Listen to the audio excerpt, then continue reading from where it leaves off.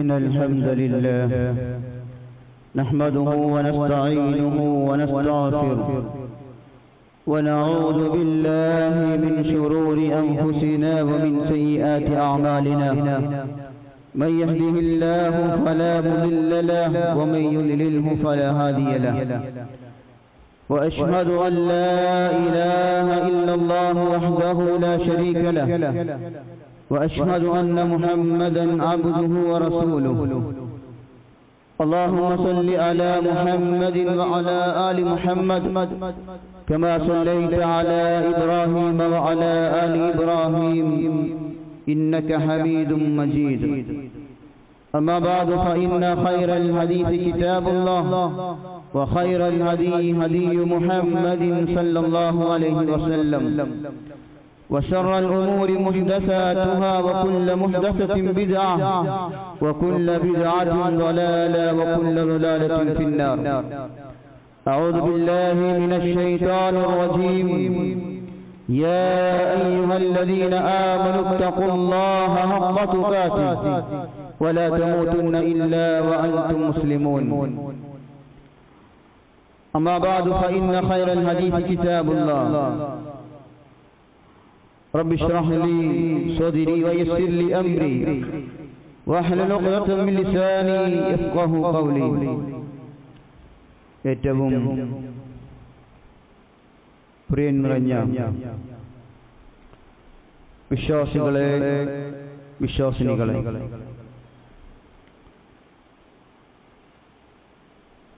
സൃഷ്ടിച്ച് പരിപാലിക്കുന്ന അല്ലാഹു സുബ്ഹാനഹു വ തആലയെ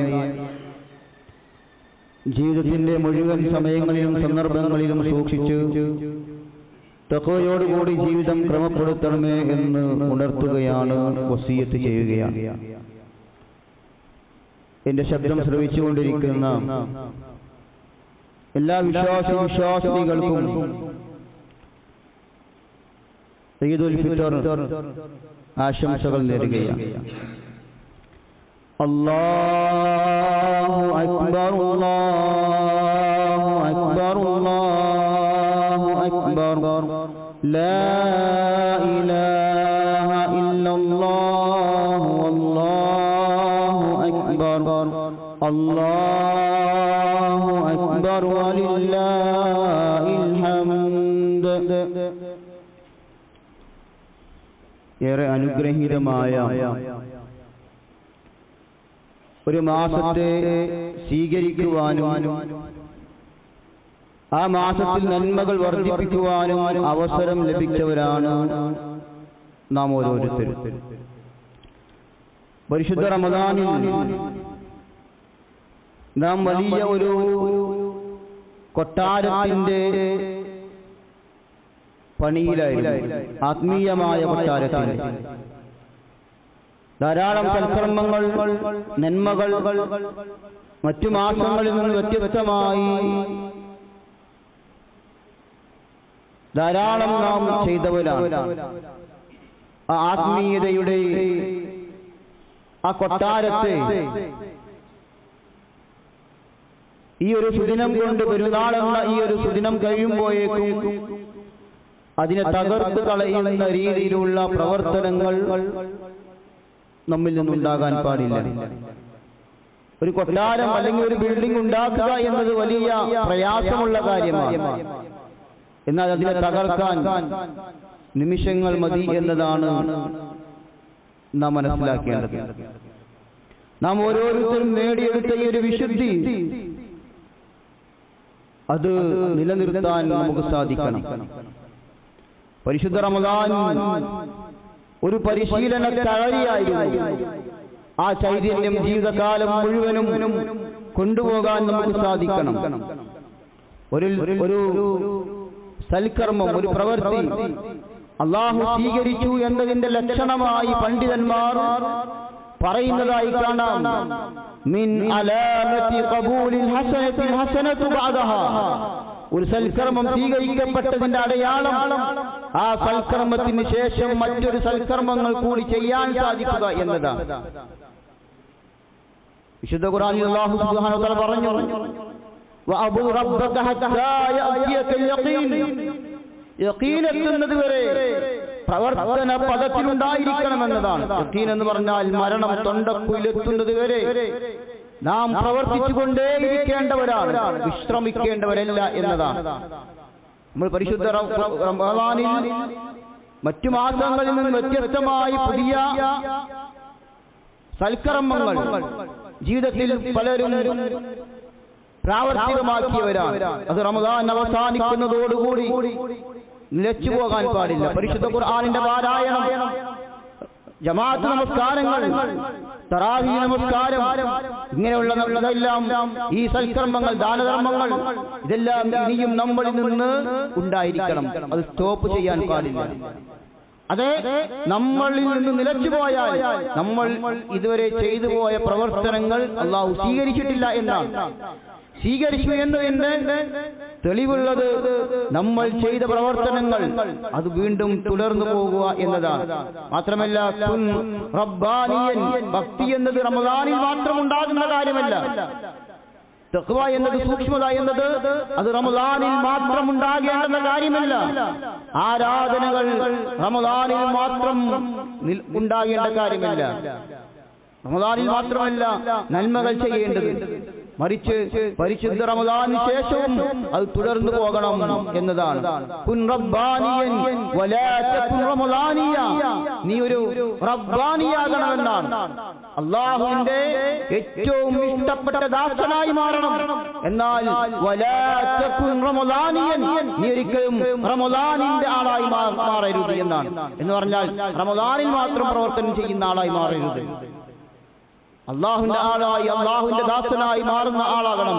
തുടർന്നും റമളാനാണെങ്കിലും റമളാനിലല്ലെങ്കിലും പരിശുദ്ധ റമളാനിൽ നമ്മൾ ആർജിച്ചെടുത്ത നന്മകൾ തുടർത്തിക്കൊണ്ടുപോകാൻ നമുക്ക് സാധിക്കണമെന്നാണ്. റമളാനിൽ നാം ശ്രദ്ധിച്ച ചില ഇബാദത്തുകൾ ഉണ്ടായിരുന്നു. അതിലേറ്റവും ശ്രേഷ്ഠമുള്ളതാണ് നമസ്കാരത്തിലെ കൃത്യനിഷ്ഠത എന്നത്. പള്ളിയിൽ പോയുള്ള ജമാഅത്ത് നമസ്കാരം നമ്മൾ ഒരു വക്ത് പോലും ഖളാവാതെ, അല്ലെങ്കിൽ ഒരു വക്ത് പോലും ജമാഅത്ത് നഷ്ടപ്പെടരുത് എന്ന ആ ഒരു വാശിയും ആ ഒരു വീറും നമുക്കുണ്ടായിരുന്നു. അത് നമ്മൾ നിലനിർത്തണം. ജമാഅത്ത് നമസ്കാരത്തിന്റെ മഹത്വം റസൂലുള്ളാഹി സ്വല്ലല്ലാഹു അലൈഹി വസല്ലം പറഞ്ഞതായി കാണാം. സലാത്തുൽ ജമാഅത്തി തഫദ്ദലു സലാത്തുൽ ഫർദി ബി27 ദറജ. ഒറ്റക്ക് നമസ്കരിക്കുന്നതിനേക്കാൾ 27 ഇരട്ടി പ്രതിഫലമാണ്, ശ്രേഷ്ഠതയാണ് ജമാഅത്ത് നമസ്കാരത്തിനുള്ളത്. അത് പ്രിയമുള്ളവരെ, സഹോദരങ്ങളെ, നമ്മൾ നിലനിർത്തുകയും അത് നഷ്ടപ്പെട്ടു പോകുന്ന കൂട്ടത്തിൽ നമ്മൾ ഉണ്ടാകരുത്. രണ്ടാമതായി പരിശുദ്ധ ഖുർആനിന്റെ പഠനവും പാരായണവും. പല തവണ ഖുർആൻ ഓതി തീർത്ത് ഖത്തം തീർത്ത ആളുകൾ നമ്മുടെ കൂട്ടത്തിലുണ്ട്. വിശ്വാസികളുടെ ജീവിതത്തിൽ ഏറ്റവും വലിയ സമ്പാദ്യം എന്നത് ഖുർആനുമായുള്ള ബന്ധമാണ്. റമളാനിൽ നാം ഖുർആൻ ധാരാളമായി ഓതുകയും, എന്നാൽ അത് ആ മാസത്തിന് ശേഷം ആ മാസത്തിൽ മാത്രം ഒതുങ്ങി നിൽക്കേണ്ട കാര്യമല്ല. റമളാനിന് ശേഷവും തുടർന്നും പരിശുദ്ധ ഖുർആനുമായി അതിന്റെ ഖുർആനിന്റെ ആളുകളുണ്ടെങ്കിൽ ബന്ധം നമുക്കുണ്ടായിരിക്കണം. കാരണം റസൂലുള്ളാഹി സ്വല്ലല്ലാഹു അലൈഹി വസല്ലം പറഞ്ഞു, ഖൈറുക്കും മൻ തഅല്ലമൽ ഖുർആന വഅല്ലമഹു, നിങ്ങളിൽ ഏറ്റവും ഉത്കൃഷ്ടരായ ആളുകൾ, നിങ്ങളിൽ ഏറ്റവും അഫ്ളലായ ശ്രേഷ്ഠവാന്മാർ ആരാണ് എന്ന് റസൂലുള്ളാഹി പറഞ്ഞത്, അത് മൻ തഅല്ലമൽ ഖുർആൻ, ഖുർആൻ പഠിക്കുന്നവരാണ്, അല്ലെങ്കിൽ ഖുർആൻ പഠിപ്പിക്കുന്നവരാണ് എന്നാണ്. ഒന്നെങ്കിൽ ഖുർആൻ പഠിക്കുന്നവരാകണം, അല്ലെങ്കിൽ ഖുർആൻ പഠിപ്പിച്ചു കൊടുക്കുന്ന ആളുകളാകണം. ഇതിന്റെ ഈ രണ്ടിലല്ലാതെ മൂന്നാമത്തെ ഒരു വിഭാഗത്തിൽ നമ്മൾ പെടാൻ പാടില്ല. ഖുർആൻ പഠിക്കുകയില്ല, പഠിപ്പിക്കാതിരിക്കുകയും ചെയ്യുന്ന ആ മൂന്നാമത്തെ വിഭാഗം ആളുകളിൽ നമ്മൾ ഉണ്ടാകരുത്. നമ്മുടെ മസ്ജിദുകളിലോ നമ്മുടെ ഈ പരിസരങ്ങളിലോ ഖുർആൻ പഠിപ്പിക്കുന്ന സെന്ററുകൾ ഉണ്ടെങ്കിൽ അതിൽ നമ്മൾ ഹാജരായിരിക്കണം. അതില്ലെങ്കിൽ അതുണ്ടാക്കാനുള്ള ബാധ്യത നമുക്കുണ്ട് എന്നതുകൂടെ ഈ അവസരത്തിൽ ഓർമ്മപ്പെടുത്തുകയാണ്. അതേപോലെ സഹോദരങ്ങളെ, ഇമാം ഷാഫി റഹിമഹുല്ലാഹ് പറഞ്ഞു, റമളാൻ അല്ലാത്ത കാലത്തും അല്ലാത്ത മാസവും, റമളാൻ അല്ലാത്ത കാലത്തും അതുപോലെ എല്ലാ മാസവും ഖുർആൻ പലതവണ ഖത്തം തീർക്കുന്ന ശീലം മഹാരഥന്മാരായ പണ്ഡിതന്മാർക്കുണ്ടായിരുന്നു എന്നാണ്. നമ്മുടെ അവസ്ഥ എന്താണ്? പരിശുദ്ധ റമളാൻ വരുമ്പോൾ മാത്രം ഖുർആനുമായി ബന്ധമുണ്ടാവുകയും ഖുർആൻ ഖത്തം തീർക്കുകയും ചെയ്യുന്ന ആളുകളാണ് നമ്മൾ. എന്നാൽ പരിശുദ്ധ റമദാൻ അവസാനിച്ചോടുകൂടി ആ പരിശുദ്ധ ഖുർആൻ അടച്ചു വെക്കുന്ന ആളുകളായി മാറരുത്. അത് നമ്മൾ ഇനിയും ഖത്തം തീർക്കാൻ, പരിശുദ്ധ റമദാൻ കഴിഞ്ഞാലും ഓരോ മാസം കടന്നു പോകുമ്പോഴും നമ്മൾ കൂടുതൽ ഖത്തം തീർക്കുന്ന ആളുകളായി നമ്മൾ മാറണമെന്നതാണ്. മൂന്നാമതായി സഹോദരങ്ങളെ, സുന്നത്ത് നോമ്പുകളാണ്. ശവ്വാലിലെ 6 നോമ്പ് എന്നത് പരിശുദ്ധ റമദാൻ കഴിഞ്ഞു, ഇന്ന് ഇത് ആഘോഷിച്ചു. നാളെ മുതൽ ശവ്വാൽ 30 വരെയുള്ള ദിവസങ്ങളിൽ, നമുക്ക് ഇഷ്ടമുള്ള ദിവസങ്ങളിൽ 6 നോമ്പ് നോൽക്കാവുന്നതാണ്. ഏറ്റവും അഫ്ളൽ തുടർന്നുള്ള 6 ദിവസങ്ങളാണ്. അതിന്റെ ശ്രേഷ്ഠത എന്താണ്? അവിടുന്ന് റസൂലുള്ളാഹി സ്വല്ലല്ലാഹു അലൈഹി വസല്ലം പറഞ്ഞു, അന്നബി അയ്യൂബ് അൽ-അൻസാരി റളിയല്ലാഹു അൻഹു അന്ന റസൂലുള്ളാഹി സ്വല്ലല്ലാഹു അലൈഹി വസല്ലം ഖാല മൻ സ്വമ റമളാന ثم أتبعه 6 من شوال كان كصيام الدهر. ആരെങ്കിലും റമദാൻ നോമ്പ് അനുഷ്ഠിക്കുകയും പിന്നാലെ ശവ്വാലിൽ 6 നോമ്പ് കൂടി എടുക്കുകയും ചെയ്താൽ അത് കാലം മുഴുവൻ നോമ്പ് അനുഷ്ഠിച്ചവനെ പോലെയാണ് എന്നാണ്. ഒരു വർഷം മുഴുവനും നോമ്പ് അനുഷ്ഠിച്ചവനുള്ള പ്രതിഫലം അതിന് തുല്യമാണ് എന്നതാണ്. റമദാൻ 30 പൂർത്തിയാക്കി അല്ലെങ്കിൽ 29 പൂർത്തിയാക്കി ഇനി അങ്ങോട്ടുള്ള 6 ദിവസവും നോമ്പ് നോറ്റാൽ ഒരു വർഷം മുഴുവനും നോമ്പ് നോറ്റതിന്റെ പ്രതിഫലമാണ് അത്തരം ആളുകൾക്ക് ലഭിക്കുന്നത് എന്നതാണ്. അതുപോലെ തന്നെ സുന്നത്തായ നോമ്പുകൾ തിങ്കളാഴ്ച ദിവസം, വ്യാഴാഴ്ച ദിവസം, ആഴ്ചയിൽ 2 ദിവസങ്ങളിൽ നോമ്പനുഷ്ഠിക്കുന്ന ശീലം നമുക്കുണ്ടായിരിക്കണം. അയ്യാമുൽ ബീദ്, എല്ലാ അറബി മാസത്തിലെയും 13, 14, 15 ദിവസങ്ങളിൽ നോമ്പനുഷ്ഠിക്കുന്ന ശീലം നമുക്കുണ്ടാകണം. അറഫ നോമ്പ്, ദുൽഹിജ്ജ 9 ദിവസം നോമ്പനുഷ്ഠിക്കുന്ന ആളുകളുടെ കൂട്ടത്തിൽ നമ്മൾ ഉണ്ടാകണം. മുഹറം 9, 10, അതുപോലെ ശഅബാൻ മാസത്തിലെ മിക്കവാറും ദിവസങ്ങളും ഇങ്ങനെയുള്ള സുന്നത്തായി പ്രവാചകൻ പഠിപ്പിക്കപ്പെട്ട, അവിടുന്ന് പ്രവാചകൻ കാണിച്ചു തന്ന സുന്നത്തുകളായ നോമ്പുകൾ നമ്മളിൽ ഉണ്ടാകണം. അതോടൊപ്പം വിദ്യാത്തായ ധാരാളം നോമ്പുകൾ നമ്മുടെ സമൂഹത്തിലുണ്ട്. അത് നമ്മളതിൽ ഉണ്ടാകരുത്. വിദ്യാത്ത് ഒഴിവാക്കുകയും സുന്നത്തിന്റെ ആളുകളായി മാറുകയും ചെയ്യണമെന്നതാണ്. നാലാമതായി പ്രിയമുള്ളവരെ, റമദാനിൽ നൽകിയതുപോലെ പാവപ്പെട്ടവരെ സഹായിക്കുന്നത് ആ ശീലം നമുക്കുണ്ടായിരിക്കണം. അത് അല്ലാഹുവിന്റെ റസൂൽ പറഞ്ഞു, അഹബ്ബുൽ അഅമാലി ഇലല്ലാഹി അദ്വമുഹാ വഇൻ ഖല്ല. അല്ലാഹുവിന് ഏറ്റവും പ്രിയപ്പെട്ട അമൽ, അല്ലാഹുവിന് ഏറ്റവും തൃപ്തിയുള്ള, ഇഷ്ടമുള്ള, ഹുബ്ബുള്ള പ്രവർത്തനം എന്നത് അത് കുറവാണെങ്കിലും, അത് കുറച്ചാണ് നിങ്ങൾ ചെയ്യുന്നതെങ്കിലും വഇൻ ഖല്ല, സ്ഥിരമായി ചെയ്യുക എന്നതാണ്. ഒരാൾ 2 റക്അത്ത് നമസ്കാരം പള്ളിയിൽ കയറി വരുമ്പോൾ ചെയ്യുന്നുണ്ട്, അത് സ്ഥിരമായി ചെയ്യുക എന്നത് അല്ലാഹുവിന് ഏറ്റവും ഇഷ്ടമുള്ളതാണ്. ഒരാൾ സുന്നത്ത് നോമ്പ് ജീവിതത്തിൽ എടുക്കുന്നത്, സ്ഥിരമായി ചെയ്യുന്നത് അല്ലാഹുവിന് ഇഷ്ടമുള്ളതാണ്. എപ്പോഴെങ്കിലും തോന്നുമ്പോൾ ചെയ്യുക എന്നല്ല. അല്ലാഹുവിന് നമ്മൾ ചെയ്യുന്ന പ്രവർത്തനങ്ങളിൽ ഏറ്റവും ഇഷ്ടപ്പെട്ടത് അത് കുറച്ചാണെങ്കിലും, അത് കുറവുള്ളതാണ് എങ്കിലും അത് സ്ഥിരമായി കൊണ്ടുപോവുക എന്നതാണ് അല്ലാഹുവിന് ഏറ്റവും ഇഷ്ടപ്പെട്ട കാര്യമെന്നത് നാം മനസ്സിലാക്കണം. സഹോദരങ്ങളെ, പാവപ്പെട്ടവനെ സഹായിക്കാൻ നമ്മുടെ ധാരാളം പദ്ധതികളുണ്ട്. ഇഷ്ടം യൂത്തിന്റെ കീഴിലുള്ള പദ്ധതിയാണ് ട്രീറ്റ് എന്നത്. ഒരു നേരത്തെ ഭക്ഷണത്തിന് പ്രയാസപ്പെടുന്ന ആളുകൾ, ബുദ്ധിമുട്ടുന്ന ആളുകൾ നമ്മുടെ സമൂഹങ്ങളിലുണ്ട്. നമ്മൾ അറിയുന്നില്ല എന്നേ ഉള്ളൂ. ചോദിച്ചു വരാത്തവരുണ്ട്, പ്രയാസപ്പെടുന്നവരുണ്ട്.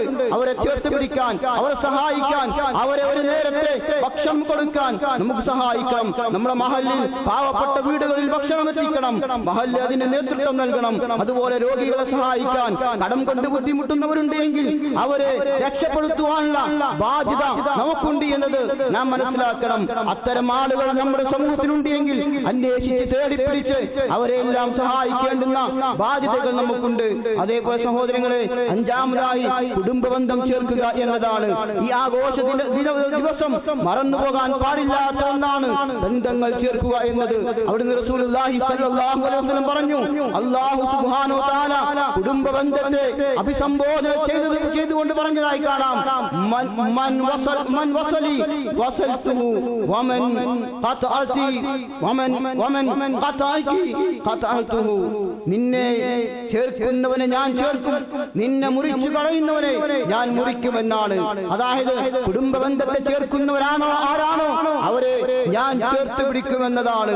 ആരെങ്കിലും കുടുംബബന്ധത്തെ മുറിച്ചു കളഞ്ഞാൽ അവരുമായുള്ള ബന്ധം ഞാനും മുറിച്ചു കളയുമെന്ന് അല്ലാഹു സുബ്ഹാനഹു വ തആല പറഞ്ഞതായി പ്രവാചകൻ സല്ലല്ലാഹു അലൈഹി വസല്ലം. സഹോദരങ്ങളെ, എത്രയോ ആളുകളാണ് കണ്ടാൽ മിണ്ടാത്ത, സലാം പറയാത്ത, തിരിഞ്ഞു നടക്കുന്ന ആളുകൾ. കുടുംബത്തിൽ ജ്യേഷ്ഠനനിയന്മാർ തമ്മിൽ കണ്ടാൽ മിണ്ടാറില്ല. അവർ പിണങ്ങി നടന്നിട്ട് പിണങ്ങിയിട്ട് വർഷങ്ങളായി. എന്റെ മയ്യിത്ത് പോലും നമസ്കരിക്കരുത് എന്ന് പോലും വസിയത്ത് നൽകുന്ന ആളുകളുണ്ട്. മാതാപിതാക്കളുമായി പിണങ്ങി നിൽക്കുന്നവർ, ഉപ്പയുമായി മിണ്ടാത്ത ആളുകൾ, അനിയനുമായി മിണ്ടാത്ത ആളുകൾ, പെങ്ങളുമായി മിണ്ടാത്ത ആളുകൾ, സ്വന്തം ചോരയോട് പോലും സംസാരിച്ചിട്ട് വർഷങ്ങളായിട്ട് നോമ്പെടുക്കുന്ന ആളുകൾ. സഹോദരങ്ങളെ, അത്തരം നോമ്പ് കൊണ്ട്, നമസ്കാരങ്ങൾ കൊണ്ട് യാതൊരു കാര്യവുമില്ല എന്നതാണ്. അതുകൊണ്ട് കുടുംബബന്ധം ചേർക്കുന്ന ആളുകൾ കൂട്ടത്തിൽ നമ്മൾ ഉണ്ടാകണം. അല്ലാഹുമായുള്ള ബന്ധം അതിലാണ് എന്നതാണ്. മാത്രമല്ല, സ്വർഗപ്രവേശനം തടയപ്പെടുന്ന കാര്യമാണ്. കർശനമായി റസൂലുള്ളാഹി സ്വല്ലല്ലാഹു അലൈഹി വസല്ലം അവിടുന്ന് താക്കീത് ചെയ്ത കാര്യമാണ് കുടുംബബന്ധം മുറിക്കുക എന്നത്. ലാ യദ്ഖുലുൽ ജന്ന, ഒരാളും സ്വർഗ്ഗത്തിൽ പ്രവേശിക്കില്ല. ലാ യദ്ഖുലുൽ ജന്ന, സ്വർഗ്ഗത്തിൽ പ്രവേശിക്കില്ല. ഹാതിമുൻ, കുടുംബബന്ധം മുറിക്കുന്നവരെന്നാണ്. സഹോദരങ്ങളെ, എന്ത് നന്മ ചെയ്തിട്ടുണ്ട് എന്ത് കാര്യം? നന്മ ചെയ്യുന്നതെല്ലാം സ്വർഗം ലഭിക്കുന്നതാണ്. സ്വർഗം ലഭിക്കാനാണ് എങ്കിൽ കുടുംബബന്ധം മുറിച്ചുകൊണ്ട് നന്മ ചെയ്താൽ നമുക്ക് എങ്ങനെ സ്വർഗം ലഭിക്കാനാണ്? അതുകൊണ്ട് ബന്ധം മുറിച്ചവരുണ്ട് എങ്കിൽ ഈഗോകളെല്ലാം മാറ്റിവെച്ച് നമ്മുടെ പരലോക രക്ഷയ്ക്ക്, സ്വർഗം നേടാൻ, നരകത്തിൽ രക്ഷപ്പെടാൻ ആദ്യം പോയി സലാം പറഞ്ഞ് കൈകൊടുത്ത് മാപ്പ് ചോദിക്കുവാനും പിണക്കങ്ങൾ മാറ്റുവാനും ഈ പരിശുദ്ധ റമദാനി കഴിഞ്ഞ് ഇതിലൂടെ കടന്നു പോകുമ്പോ ഇതിന്റെ ആശംസകൾ നേർന്ന് അതെല്ലാം മാറ്റിവെക്കാൻ ഈ ദിവസം അതിൽ സാധിക്കണമെന്നതാണ്. അതേപോലെ സഹോദരങ്ങളെ, ഫോൺ ചെയ്യുവാനും അവരെ സന്ദർശിക്കുവാനും ആലിംഗനം ചെയ്യുവാനും മനസ്സ് തുറക്കുവാനും ഒരു വാട്സപ്പിലൂടെ ഒരു മെസ്സേജ് എങ്കിലും ചെയ്ത് ആ പിണക്കങ്ങൾ മാറ്റുവാനെല്ലാം നമ്മൾ ഈ ദിവസം അതിന് സമയം കണ്ടെത്തണം. അതുപോലെ സഹോദരങ്ങളെ, ലോക വിശ്വാസികളുടെ പ്രയാസങ്ങൾ ഈ ദിവസം നമ്മൾ മനസ്സിലാക്കണം. നമ്മൾ ഇവിടെ ആഘോഷങ്ങൾ നടത്തുമ്പോൾ ലോകത്തിന്റെ വിവിധ ഭാഗങ്ങളിൽ, പ്രത്യേകിച്ച് ഫലസ്തീനിൽ, ഗാസയിൽ തുടങ്ങിയ സ്ഥലങ്ങളിലെല്ലാം നമ്മുടെ സഹോദരങ്ങൾ കണ്ണീരിലാണ്, പട്ടിണിയിലാണ്, പ്രയാസങ്ങളിലാണ്. അവരുടെ വേദനകൾ അത് നമ്മുടെ വേദനയായി മാറണം. അവരുടെ പ്രയാസങ്ങൾ നമ്മുടെ പ്രയാസങ്ങളായി മാറണം. കാരണം അവരുടെ വേദന നമ്മുടെ കൂടി വേദനയാകണമെന്നതാണ് റസൂലുള്ളാഹി സ്വല്ലല്ലാഹു അലൈഹി വസല്ലം പറഞ്ഞു. മസലുൽ മുഅ്മിനീന ഫീ തവാദിഹിം വതറാജുമിഹിം വതആതുഫിഹിം മസലുൽ ജസദി ഇദാ ഇസ്തക മിൻഹു ഉളുവൻ പരസ്പരം സ്നേഹിക്കലും കാരുണ്യം കാണിക്കലും അത് വിശ്വാസികൾ ഒരു ശരീരം പോലെയാണ്. ഒരു ശരീരത്തിന്റെ ഏതെങ്കിലും ഒരു അവയവത്തിന് വേദന വന്നു കഴിഞ്ഞാൽ, പ്രയാസം വന്നു കഴിഞ്ഞാൽ അത് ശരീരത്തിന്റെ മുഴുവൻ ഭാഗത്തും പനിച്ച് അതിന്റെ ആ പ്രയാസം കാണിക്കും. അതുപോലെ വിശ്വാസികൾക്കിടയിൽ എന്തെങ്കിലും പ്രയാസങ്ങൾ ഉണ്ടായാൽ, ബുദ്ധിമുട്ടുകൾ ഉണ്ടായാൽ അതിൽ നമ്മുടെ കൂടെ പ്രയാസമായി മാറണം. അവർക്ക് വേണ്ടി പ്രാർത്ഥിക്കാനെങ്കിലും നമുക്ക് സാധിക്കണമെന്നതാണ്. അതോടൊപ്പം സഹോദരങ്ങളെ, നാം അറിയണം, ഇറാനുമായി ബന്ധപ്പെട്ട വിഷയങ്ങൾ നമ്മൾ അറിയേണ്ടതാണ്. ഇറാനിൽ നടന്നുകൊണ്ടിരിക്കുന്ന യുദ്ധങ്ങളും അവിടെയുള്ള കലഹങ്ങളും അതിന്റെ പിന്നിൽ ആരാണ് എന്ന് വ്യക്തമാണ് ലോകത്തിന്. അമേരിക്കയും ഇസ്രായേലുമാണ്. അതുകൊണ്ട് തന്നെ അതുമായി ബന്ധപ്പെട്ട് എന്ത് കാര്യത്തിലും അവരുടെ ഗൂഢമായ തന്ത്രങ്ങൾ അതിലുണ്ട് എന്നത് നാം ഓരോരുത്തരും മനസ്സിലാക്കണം. നിലവിൽ നാം വാർത്തകൾ സ്വീകരിക്കുന്ന എല്ലാ സ്രോതസ്സുകളും, എല്ലാ മീഡിയകളും അവരുടെ അധീനത്തിലാണ് എന്ന് നമ്മൾ അറിയണം. ഇതിന്റെ ചരിത്ര പശ്ചാത്തലം മനസ്സിലാക്കാതെയുള്ള അജ്ഞാതമായ വായനകൾ അപകടം ചെയ്യുമെന്നത് നമ്മൾ മനസ്സിലാക്കണം. അതുപോലെ നിലപാടുകൾ സ്വീകരിക്കേണ്ടത് അറിവ് ആർജിച്ചുകൊണ്ടാണ്. ഏതെങ്കിലും ന്യൂസ് കേട്ട് ആരെങ്കിലും പറഞ്ഞുകൊണ്ടല്ല നിലപാട് സ്വീകരിക്കേണ്ടത്. ചരിത്രപരമായ അതിന്റെ വസ്തുനിഷ്ഠമായ കാര്യങ്ങൾ പഠിച്ച് മനസ്സിലാക്കിക്കൊണ്ടായിരിക്കണം നമ്മൾ നിലപാട് സ്വീകരിക്കേണ്ടത്. ഇറാനിൽ യുദ്ധത്തിന്റെ പ്രയാസങ്ങൾ അനുഭവിക്കുന്ന ധാരാളം ആളുകളുണ്ട്. ഒരു നാടിന്റെ അവകാശത്തിന് നേരെ കടന്നു ചെല്ലുന്ന ആ അവകാശത്തിന്റെ നേരെ കടന്നു കയറ്റമാണ് ഈ രണ്ട് രാജ്യങ്ങളും ചെയ്തുകൊണ്ടിരിക്കുന്നത് എന്ന് നമുക്കറിയാവുന്നതാണ്. ഒരിക്കലും ന്യായീകരിക്കാൻ കഴിയാത്ത അക്രമമാണ് ഇസ്രായേലും അമേരിക്കയും ആ നാടിനോട് ചെയ്തുകൊണ്ടിരിക്കുന്നത്. അവിടെ പട്ടിണികൾ നടക്കുന്നു, അതുപോലെ അവിടെ കുട്ടികൾ പ്രയാസപ്പെടുന്നു, പ്രായമുള്ളവർ പ്രയാസപ്പെടുന്നു, സ്ത്രീകൾ അങ്ങനെ പലരും കൊല്ലപ്പെട്ടു പോകുന്നു. ആ നാടിന്റെ സമ്പത്തും സൗകര്യങ്ങളും നശിപ്പിച്ച് കൊള്ളയടിച്ചു പോകുന്ന കാര്യങ്ങളാണ് നമ്മൾ കണ്ടുപോകുന്നത്. അതോടൊപ്പം നാം ഈ രണ്ട് രാജ്യങ്ങളും അവർക്കെതിരെ നടത്തുന്ന ഈ ക്രൂരമായ അക്രമങ്ങൾ അത് നമ്മൾ മനസ്സിലാക്കുന്നതോടൊപ്പം നമ്മൾ ശ്രദ്ധിക്കേണ്ട മറ്റൊരു തലമുണ്ട്. ഇറാൻ അതിന്റെ ഭരണം എന്നത്, അതിന്റെ ഭരണകൂടം എന്നത് ഷിയാ വിശ്വാസം പ്രകാരമാണ് അത് മുന്നോട്ട് പോകുന്നത്. ഷിയാക്കൾക്ക് മുസ്ലിങ്ങളുടെ വിശ്വാസമായി അഹ്ലുസുന്നത്തിന്റെ വിശ്വാസമായി യാതൊരു ബന്ധവുമില്ല എന്നതും ഇതോടൊപ്പം കൂട്ടി വായിക്കേണ്ടതാണ്. അവരുമായി ബന്ധപ്പെട്ട വിഷയത്തിൽ മുസ്ലിമിന്റെ നിലപാട് ഇസ്ലാമികേതരമായ ആശയത്തോട് നമ്മൾ സ്വീകരിക്കുന്ന നിലപാട് എന്താണോ അത് തന്നെയാണ് ഷിയാക്കളോടും നമ്മൾ സ്വീകരിക്കേണ്ടത്. ആരെയും നാം മഹത്വവൽക്കരിച്ച് പ്രത്യേകിച്ച് ഏതെങ്കിലും ആളുകൾ കൊല്ലപ്പെടുമ്പോഴേക്ക് അവരെ ഷഹീദിന്റെ സ്ഥാനത്തേക്ക് ഉയർത്തപ്പെടുന്ന ആ രീതി, ആ പ്രചാരണം മുസ്ലിങ്ങൾക്ക് ചേർന്നതേയില്ല എന്നത് നമ്മൾ അറിയണം. ശരിയായ ഇസ്ലാം അത് തകരണമെന്ന് ആഗ്രഹിക്കുന്നവരാണ് ഷിയാക്കൾ എന്ന് നമ്മൾ പഠിക്കുമ്പോൾ നമുക്ക് മനസ്സിലാക്കാൻ സാധിക്കുന്നതാണ്. അല്ലാഹുവിന്റെ റസൂലിന്റെ സ്വഹാബത്തിനെ കുറിച്ച് അവരുടെ വിശ്വാസം അവർ കുഫ്റിലാണ്, കാഫിറുകളാണ് എന്നാണ്, അവർ മുർത്തദാണ് എന്നാണ് അവർ വിശ്വസിക്കുന്നത്. പ്രവാചകന്റെ ഭാര്യയായ നമ്മുടെ ഉമ്മയായ ആയിഷ റളിയല്ലാഹു അൻഹയെ കുറിച്ച് അവരുടെ വിശ്വാസം ആ മഹദി വ്യഭിചാരിണിയാണ് എന്നാണ്. ആ വിശ്വാസം പേരുന്ന ആളുകൾ മരിച്ചാൽ എങ്ങനെയാണ് സഹോദരങ്ങളെ ഷഹീദിന്റെ സ്ഥാനത്ത് എത്തുക? പരിശുദ്ധ ഖുർആനിൽ നമ്മൾ ഓതുന്ന പാരായണം ചെയ്യുന്ന പരിശുദ്ധ ഖുർആനിൽ ഇനിയും 1,70,000 ആയത്തുകൾ ഖുർആനിൽ ഇനിയുമുണ്ട് എന്ന് വിശ്വസിക്കുന്ന ആളുകളാണ് അവർ. ജിബ്രീൽ അലൈഹിസ്സലാത്തു വസ്സലാം പ്രവാചകന്റെ അടുക്കലേക്ക് വഹയുമായി വന്നപ്പോ അലി റളിയല്ലാഹു അൻഹു വഹി ലഭിക്കേണ്ടത്. അലി റളിയല്ലാഹുവിന്റെ അടുക്കലേക്ക് വരേണ്ട ജിബ്രീൽ വഹി മാറിക്കൊണ്ടാണ് പ്രവാചകന്റെ അടുക്കലേക്ക് വന്നത് എന്ന് വിശ്വസിക്കുന്നവരാണ് അവർ. ഇത്തരം വിശ്വാസങ്ങൾ പേറി നടക്കുന്നവരാണ് ഇറാനിലുള്ളത് എന്ന ആ ഒരു സത്യം കൂടെ ഇതോടൊപ്പം നമ്മൾ മനസ്സിലാക്കണം. അതുകൊണ്ട് തന്നെ മുസ്ലിങ്ങളുടെ കാവൽക്കാരാണ് ഇറാൻ എന്ന രീതിയിലുള്ള പ്രചാരണങ്ങൾ ഒരിക്കലും മുസ്ലിങ്ങൾക്ക് അത് അംഗീകരിക്കാൻ സാധ്യമല്ല. പരിശുദ്ധമായ മക്കയിലേക്ക് പോലും ഹറമിലേക്ക് പോലും അവിടെ രക്തം ചിന്താൻ പാടില്ലാത്ത സ്ഥലങ്ങളാണ്. അവിടെ പോലും രക്തം ചിന്തിയവരാണ് ഇറാനിലെ ഷിയാക്കൾ എന്നത് നമ്മൾ മനസ്സിലാക്കണം. അതേപോലെ സോഷ്യൽ മീഡിയ ഉപയോഗിക്കുന്നവരോട് ഇതൊരു അഡിക്ഷനാണ്. നമ്മൾ ഡ്രഗ് അഡിക്ഷൻ എന്ന് പറയും, അതുപോലെ അതിനേക്കാളും ഭീകരമായ അഡിക്ഷനാണ് സോഷ്യൽ മീഡിയകൾ. കുട്ടികളുടെ ഇതുമായി ബന്ധപ്പെട്ട ഉപയോഗങ്ങൾ നിയന്ത്രിക്കാൻ നമുക്ക് സാധിക്കണം. ആദ്യം ആരംഭിക്കേണ്ടത് മുതിർന്നവരിൽ നിന്നാണ്. മാറ്റേണ്ടത് നമ്മളാണ്. നമ്മൾ മാറിയാൽ നമ്മുടെ മക്കളും മാറും. അതുകൊണ്ട് അത്തരം കാര്യങ്ങൾ കൂടെ നമ്മൾ ശ്രദ്ധിക്കേണ്ടതുണ്ട്. കുട്ടികൾക്കുണ്ടാകുന്ന അതുമായി ബന്ധപ്പെട്ട വയലൻസുകൾക്കും അവർ ചെന്ന് ചാടുന്ന സെക്ഷൽ പ്രശ്നങ്ങൾക്കുമെല്ലാം അടിസ്ഥാനപരമായ കാരണം സോഷ്യൽ മീഡിയയുടെ ഉപയോഗം വർദ്ധിച്ചു വന്നതുകൊണ്ടാണ് എന്നത് നമ്മൾ മനസ്സിലാക്കണം. അതുകൊണ്ട് ധാരാളം പരിഹാര മാർഗങ്ങളുണ്ട്.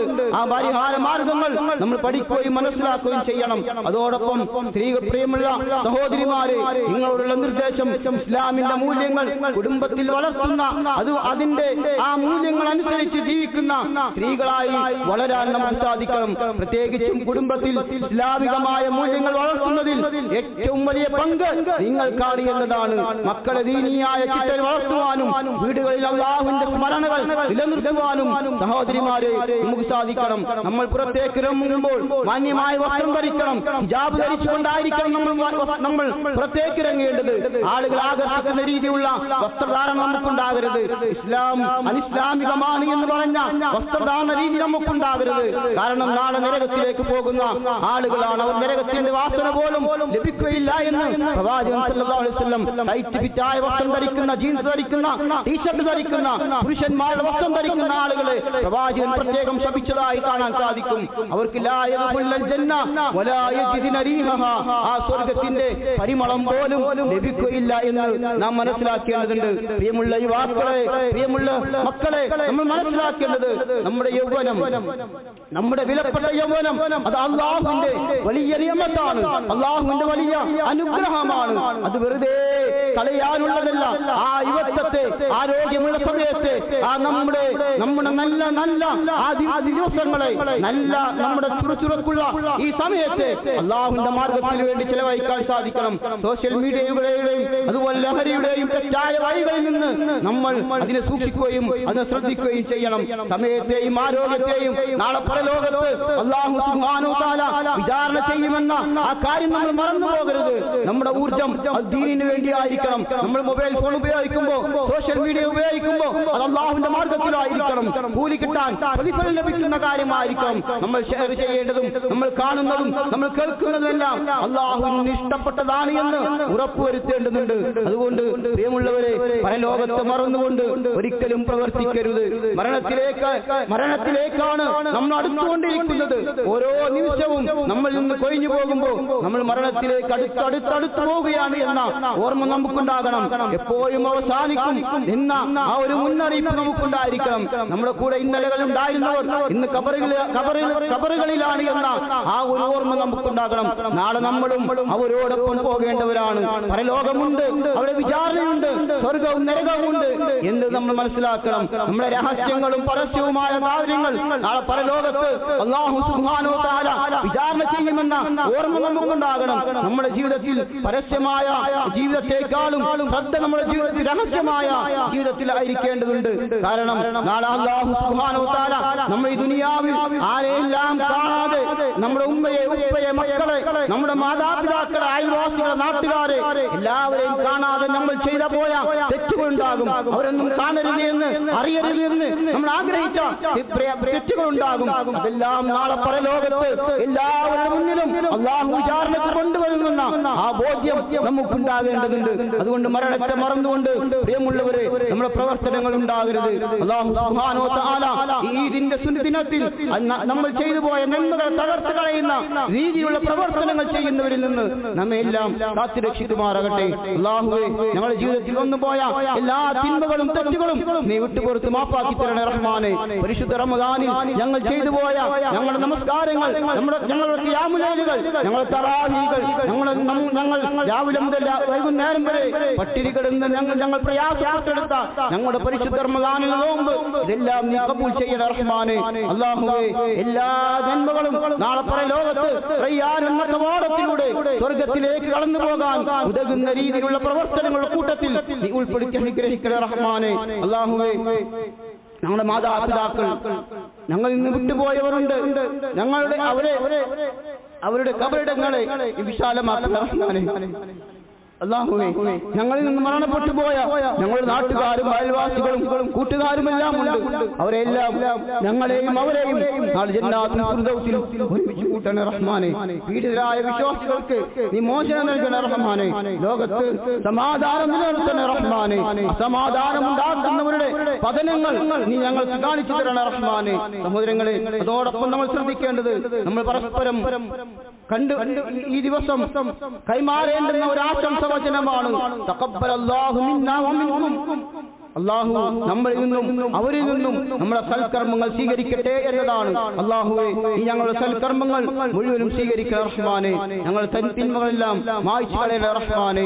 അല്ലാഹുമ്മ ഗ്ഫിർ ലിൽ മുഅ്മിനീന വൽ മുഅ്മിനാത്ത് വൽ മുസ്ലിമീന വൽ മുസ്ലിമാത്ത് വൽ അഹ്യാഅ മിൻഹും വൽ അംവാത്ത് ഇന്നക മുജീബു ദഅവാത് വ യാ ഖാദിൽ ഹാജാത്ത്. അല്ലാഹുമ്മ അഇസ്ൽ ഇസ്ലാം വൽ മുസ്ലിമീൻ വഅദിൽ الشرك والمشركين.